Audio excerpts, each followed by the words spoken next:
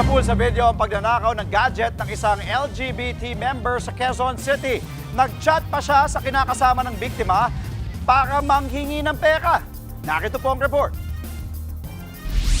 Kuha ito sa loob ng Special Education o SPED Center sa Barangay Santa Monica, Quezon City. Makikitang nakaupo sa desk ang isang LGBT member. Akalain mong empleyado siya ng center pero hindi pala. Ang pakay niya, nakawin ang cellphone at tablet na nasa desk. Casual niya itong kinuha. Saka nagmataray pang umalis.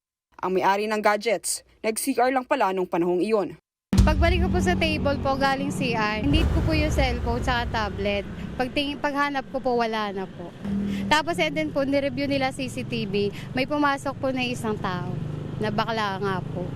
Siguro baka po nagpanggap lang din po siya na magulang or guardian na magsusundo sa isang kid. Ang suspect, sunod na nasapul ng CCTV sa isang tindahan. Makikita siyang ginagamit ng ninakaw na cellphone. Tila mayroon siyang chinachat. Hindi pa nakontento sa pagnanakaw niya ng mga gadgets. Abay pati mga kakilala ng biktima, sinendan niya ng message para hinga ng pera. Kabilang sa chinat niya ang kinakasama ng may-ari ng cellphone.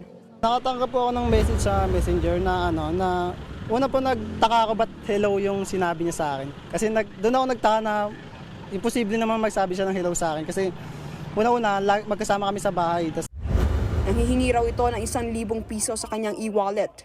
Pero nang tanungin kung saan ipapadala ang pera, ibang numero raw ang binigay nito. Dito na nakatunog ang kinakasama ng biktima, lalo na nung hindi ito sumagot sa kanyang tawag. Tapos may video na sinend sa akin yung sari-sari store na pinapapatay nung bakla yung tawag ko. Tapos nung tumawag na ako nun, umalis na siya nun. Ayon naman sa barangay, hindi nila residente ang suspect. Posible pong dayo lang po. At nangangailangan daw po siya ng pera.